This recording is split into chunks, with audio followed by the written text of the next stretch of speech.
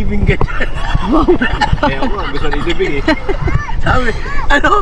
Ilibing. Grabe ka. Hindi, ibaon. Ibaon. Ganun din kasi, ibaon, ilibing. Parang isa lang. Bakit binawang ka? May nakalitaw. Uwi na kayo sa...